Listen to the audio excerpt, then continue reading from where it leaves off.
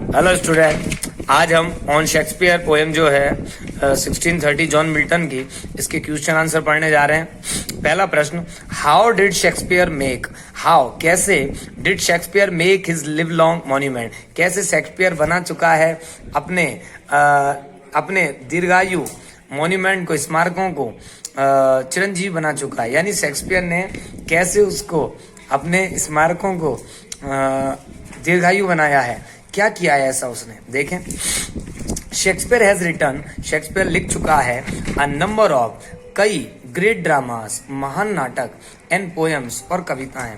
His works, उसकी जो रचनाएं हैं, आर सो ग्रेट, वो इतनी महान है, दैट की ही डज नॉट नीड, कि उसको आवश्यकता नहीं है, एनी मोमेंट, किसी भी स्मारक की। मोर ओवर, इसके अलावा ए मॉन्यूमेंट, एक मॉन्यूमेंट जो होता है, इज कोलैप्स्ड, वो कोलैप्स हो जाता है, उसका पतन हो जाता है, वो गिर जाता है with the passing of time, समय गुजरने के साथ। बट शेक्सपियर, लेकिन शेक्सपियर जो है, हैज गॉट, वो प्राप्त कर चुका है, हैज गॉट प्राप्त कर चुका है, ए प्लेस, एक स्थान, इन हार्ट्स ऑफ पीपल, लोगों के हृदय में। दस, इस प्रकार, ही हैज मेड, वो बना चुका है, ए लिव लॉन्ग मॉन्यूमेंट, एक दीर्घायु स्मारक बना चुका है। यानी शेक्सपियर ने अपनी रचनाओं के द्वारा एक ऐसा स्मारक बना लिया है जो कभी समाप्ति नहीं हो सकता। आगे हम इसका दूसरा प्रश्न देखते हैं।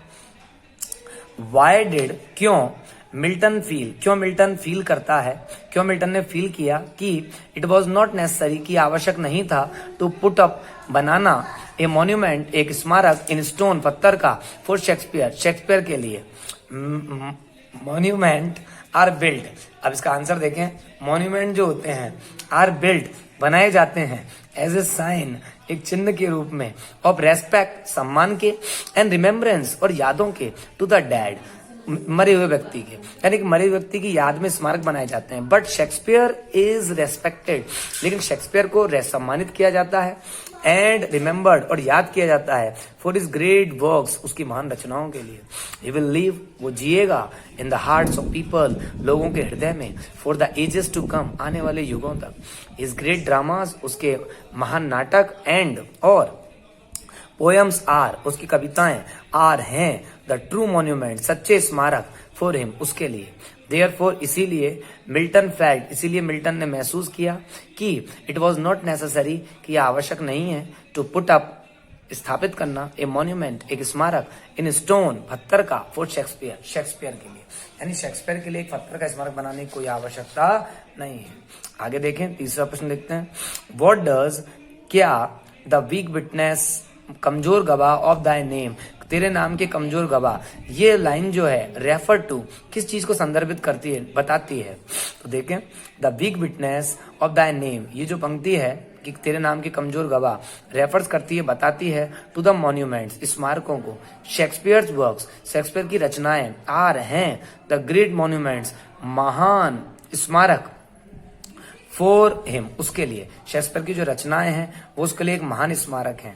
कंपैरेटिवली स्पीकिंग, यदि तुलनात्मक रूप से हम बात करें तो, स्टोन मेड मॉन्यूमेंट्स, पत्थर निर्मित स्मारक, आर, होते हैं, वीक, कमजोर, एज, क्योंकि, दे डिके, वे डिके कर जाते हैं, नष्ट हो जाते हैं, with the passage of time, समय गुजरने के साथ, इसलिए वो कमजोर होते हैं, इसीलिए उनकी आवश्यकता शेक्सपियर के लिए नहीं है। व्हाट विल बी, क्या होगा, द बेस्ट ट्रिब्यूट, सबसे श्रद्धांजलि, टू शेक्सपियर, शेक्सपियर को, शेक्सपियर के लिए सबसे बेस्ट श्रद्धांजलि क्या होगी। आंसर देखें। शेक्सपियर वॉज, शेक्सपियर था, ए मैन, एक आदमी, ऑफ अनपैरेलल्ड जीनियस, अतुलनीय बुद्धिमत्ता का। नो अदर पोइट, ये डिग्री यूज किए सेंटेंस के अंदर, नो अदर पोइट, कोई अन्य कवि, इन द वर्ल्ड, संसार के अंदर, is as great as Shakespeare, इतना महान नहीं है जितना कि शेक्सपियर है। देयरफॉर, इसीलिए, द बेस्ट ट्रिब्यूट, जो सर्वश्रेष्ठ श्रद्धांजलि होगी, टू हिम, उसके लिए, विल बी द रेस्पेक्ट, वो होगा रेस्पेक्ट, सम्मान, एंड डिवोशन, और समर्पण, ऑफ हिज रीडर्स, उसके पाठकों का, टू हिज वर्क्स, उसकी रचनाओं के प्रति। ही शुड बी, वह उसे, और पाठकों को होना चाहिए, ही शुड बी कैप्ट, उसे रखा जाना चाहिए, पैसिव वॉइस है ये, इमॉर्टल, अमर, थ्रू हिज वर्क्स, उसकी रचनाओं के द्वारा। यानी शेक्सपियर को उसकी रचनाओं के कारण पाठकों के हृदय में सदैव जिंदा रहना चाहिए।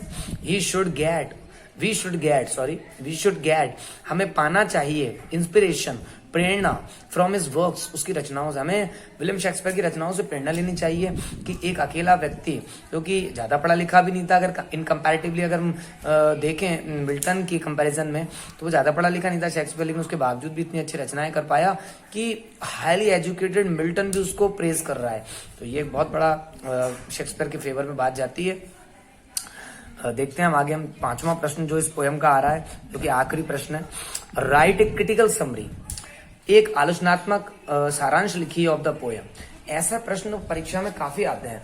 ऐसे प्रश्नों के अंदर पूरी पोयम का होल सोल डिस्क्रिप्शन होता है, यानी कंप्लीटली पोयम को पूरी पोयम में क्या कहा गया है वो सब बता दिया जाता है। और ऐसे प्रश्नों के आंसर बड़े सिंपल होते हैं, यानी उस पोयम में के बारे में आप जो भी जानते हैं उसको लिख दें, बस उसमें एक स्पॉन्टेनिटी रखें, तारतम्यता रखें, मतलब बातों का क्रम उल्टा सीधा ना हो, एक सीक्वेंस में बातें जमा के रखनी होती है। तो देखते हैं हम इस प्रश्न को। अथवा में भी एक प्रश्न दे रखा है इसमें, हाउ डज मिल्टन, कैसे मिल्टन डिस्क्राइब करता है, वर्णन करता है शेक्सपियर का as the source of inspiration, एक प्रेरणा के स्रोत के रूप में, फॉर ऑल सक्सीडिंग जनरेशन, आने वाली पीढ़ियों के, ऑफ पोइट्स, जो कवि हैं उनके लिए, यानी आने वाली पीढ़ियों के लिए एक मिल्टन कहता है कि शेक्सपियर एक प्रेरणा स्रोत है। कैसे कहता है देखते हैं हम इसको। शेक्सपियर है एन आइडियल इमेज, एक आदर्श कल्पना फॉर मिल्टन के लिए, यानी शेक्सपियर को मिल्टन एक आदर्श प्रतिरूप मानता है। शेक्सपियर ने लिखे थे 33 प्लेज, 33 नाटक लिखे थे, 154 सोनेट्स, 154 सोनेट्स लिखे थे, एंड 2 पोएम्स, और 2 कविताएं लिखी थी। टोटली इन्होंने 156 पोएम्स लिखी थी, 2 पोएम्स थी, लेकिन 154 सोनेट्स थे। ही हैज ड्रॉन, वो चित्रित कर चुके हैं एवरी एस्पेक्ट, प्रत्येक पक्ष को, ऑफ ह्यूमन लाइफ, मानव जीवन।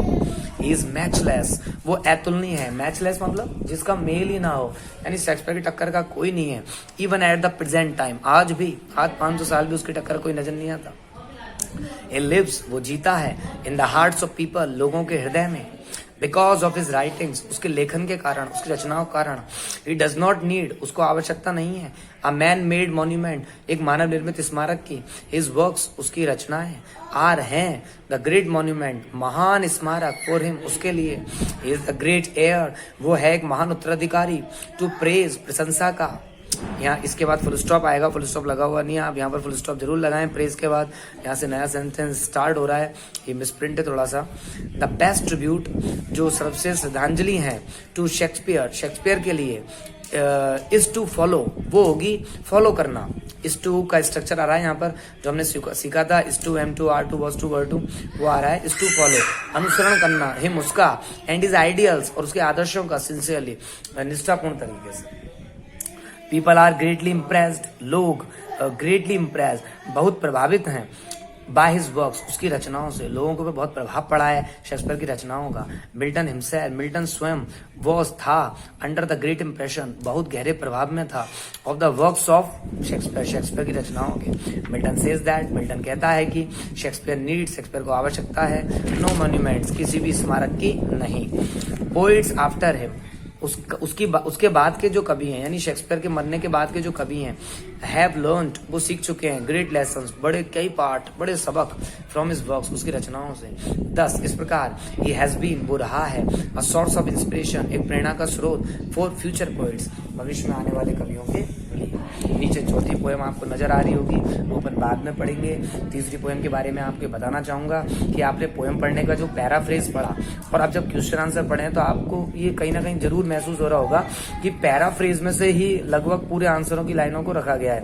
यानी कि पैराफ्रेज पूरा का पूरा अगर हम समझ लेते हैं, पढ़ लेते हैं, तो हमने क्वेश्चन आंसर को समझ लिया, और क्वेश्चन आंसर को समझ लेते हैं तो पैराफ्रेज समझ लिया। एक ही बात है, पैराफ्रेज में मैंने बहुत डिटेल में उसको, एक ही बात को कई बार दोहरा करके रखा है, जैसे बार बार जब हम उसको पढ़ते हैं तो उसको एक प्रिंट हमारे दिमाग पे चला जाता है। इस प्रकार से आप इन चीजों को देखें, अच्छे से स्टडी करें। और चौथी पोएम अब हम कल पढ़ेंगे। चौथी पोएम की मैं स्टोरी आपको कल सुनाऊंगा, उसके बाद चौथी पोएम हम पढ़ना स्टार्ट कर देंगे। आज के लिए इतना ही। Okay, thanks for the day, have a nice night and colourful dreams.